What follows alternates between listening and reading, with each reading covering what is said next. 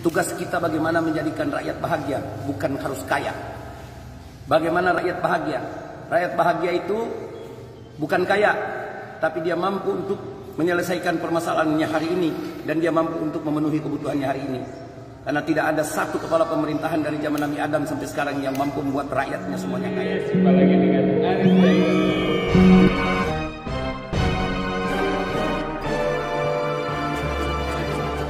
Mana Bupati tadi waktu turun di BRI Kota Bunan tiba-tiba sempat ada marah-marah, itu kenapa Pak? Jadi gini, saya tadi kebetulan kunjungan dengan Pak Kapolres setelah habis apel untuk operasi lilin 2020 Natal dan 2021 tahun baru. Kemudian kita jalan untuk bagi-bagikan masker ke masyarakat, kebantuan dari Kapolda Sulawesi Utara. Kapolres bilang di BRI Kota Bunan itu banyak orang ngumpul. Saya bermaksud datang lihat kalau mereka pakai masker. Alhamdulillah mereka pakai masker. Saya tanya, ini ibu-ibu semuanya, ada apa? Mereka bilang mau terima bantuan dari presiden. Saya tanya, yang UMKM ya? Oh iya, 2.400.000. Nah, berapa banyak? Sekitar 125 orang. Siapa yang usul? Nah, ini yang finance, yang Estadana, kebetulan berdampingan langsung dengan BRI. Saya bilang, kenapa dia yang ngusulin? Oh iya Pak. Nah, datanglah orang koperasi 3 orang. Saya tanya bagaimana mekanismenya. Dia bilang, ini nasabah kita semuanya Pak. Mereka ini kita pinjamkan uang, baru kita usulkan ke Kementerian Koperasi dan UMKM. Saya tanya ke nasabah-nasabah itu, ibu-ibu, bagaimana cara pinjamannya? Jadi ada beberapa langsung kasih contoh. Kami pinjam 3.400.000. Nah, kemudian yang kami terima cuma 2.700.000. 700 jadi simpanan, tetap ada di Estadana.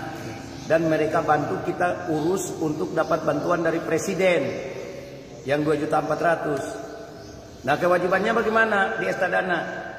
Dibayarkan pengembaliannya dari uang 2.700.000 itu, dari pinjaman 3.400.000 yang dipotong 700 sebagai simpanan.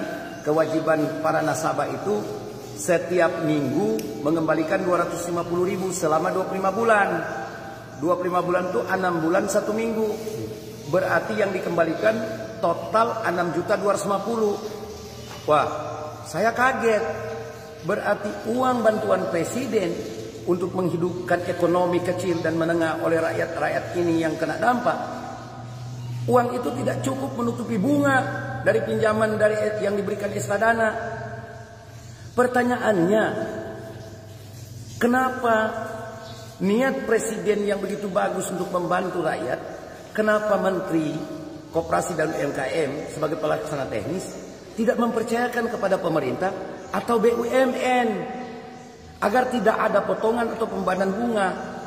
Kalau di macam Estadana ini, mereka awali dengan pinjamkan dulu uangnya dengan bunga selama 6 bulan 1 minggu itu kurang lebih 131%. Ini akan bikin celaka ini orang-orang ibu-ibu susah ini karena ketidaktahuan dia, dan dia terjepit dengan masalah modal. Dia iya-iya saja. Nah, saya minta Pak Presiden, Bapak itu sayang benar sama rakyat. Saya bupati yang paling setuju ketika Bapak mengambil keputusan itu. Gelontorkan sekian triliun untuk menghidupkan ekonomi lewat UMKM.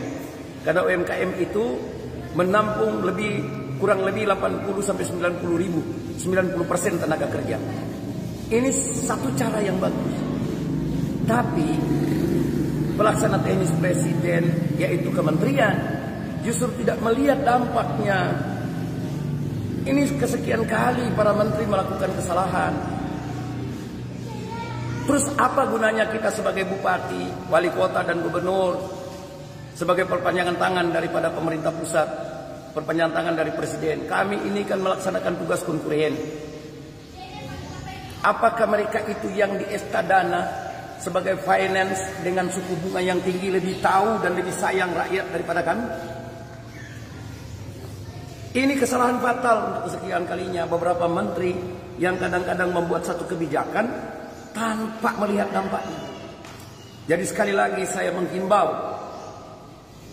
kepada Presiden untuk panggil lagi Menteri, hentikan itu nama-nama yang diusulkan oleh usaha-usaha finance seperti Estadana dan sebagainya, koperasi-koperasi simpan pinjam dengan bunga yang tinggi, karena mereka siasati dengan berikan pinjaman dulu. Karena kan itu nanti mereka usulkan nama-nama itu sekitar 120-an orang. Saya kaget tadi ini, tepatnya Senin tanggal 21 Desember. Saya tadi sempat marah sama orang koperasi karena dia datang 3 orang bilang, oh kita tidak paksa rakyat Pak, kita malahan bantu pinjamkan dulu. Saya tidak mau tahu dengan usahamu. Yang saya mau lindungi adalah rakyat saya yang mereka terjepit dengan modal, kebutuhan modal, dan mereka tidak paham bahwa ini justru akan menyusahkan dia. Bayangkan saja, dari pinjaman yang 3.400.000 yang dia pegang untuk dia usahakan itu, untuk modal usahanya cuma 2.700.000, dan kemudian dia wajib mengembalikan 250.000 per minggu selama 25 minggu.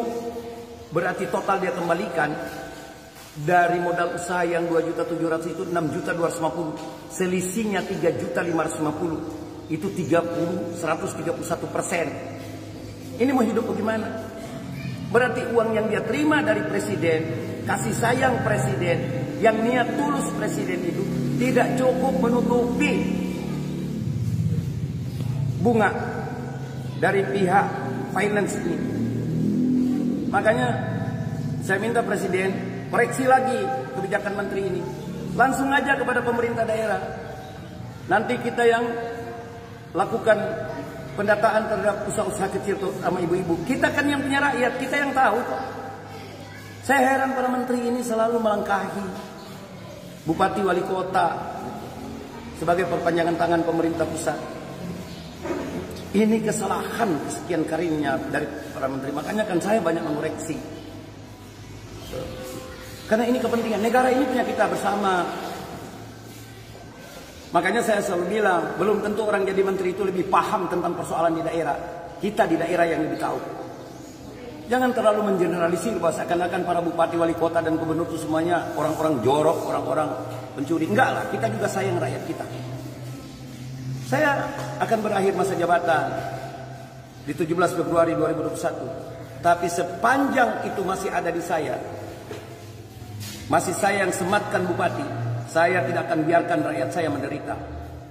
Karena kelemahannya, karena ketidaktahuannya. Dia nggak tahu. Tadi semuanya bilang, iya memang betul yang berat sekali kita orang kembalikan, tapi apa boleh buat? Orang butuh modal cepat, dan cuman ini finance ini yang datang untuk membantu supaya kita orang dapat bantuan dari Presiden. Saya bilang, Presiden bermaksud supaya kalian tidak pinjam yang begini-begini. Karena bunganya begitu tinggi. Dalam 6 bulan 1 minggu itu harus mengembalikan 131% bunganya. Kur saja cuma 0,9% di bank-bank pemerintah dan bank yang ditunjuk. Asli rakyat kesulitan untuk mengembalikan pinjaman pokok dan bunga, apalagi dengan begini. Sekali lagi saya minta Presiden, mohon maaf, saya mengagumi Pak Presiden, langkah pikir daripada Pak Presiden mencintai rakyat Indonesia yang dalam kesulitan akibat COVID-19. Jangan nanti ini Bapak mendapatkan laporan-laporan yang baik. Ini contoh, salah satu contoh di Bolamongondo Timur. Saya tadi tidak sengaja sebenarnya, kebetulan diajak Kapolres ke situ melihat orang yang pakai masker. Setelah ditanya ternyata menerima bantuan, tapi diurus, difasilitasi oleh finance yang namanya Estadana itu, yang sudah duluan meminjamkan uang rakyat dengan bunga yang tinggi. Jadi itu yang bikin saya naik pitam nih. Sampai sore ini saya masih marah sekali itu. Saya tidak mau tinggalkan rakyat saya sebentar. Mereka itu menangis karena terlilit hutang. Tugas kita bagaimana menjadikan rakyat bahagia, bukan harus kaya. Bagaimana rakyat bahagia? Rakyat bahagia itu bukan kaya, tapi dia mampu untuk menyelesaikan permasalahannya hari ini, dan dia mampu untuk memenuhi kebutuhannya hari ini. Karena tidak ada satu kepala pemerintahan dari zaman Nabi Adam sampai sekarang yang mampu membuat rakyatnya semuanya kaya. Tapi yang kita bisa upayakan membuat rakyat kita bahagia. Dan saya melihat itu yang diinginkan oleh Pak Jokowi. Jangan nanti keinginan Pak Jokowi itu disalahartikulasikan oleh para kabinet. Yang akhirnya uangnya nyasar, tidak ada manfaat buat rakyat. Itu dari saya.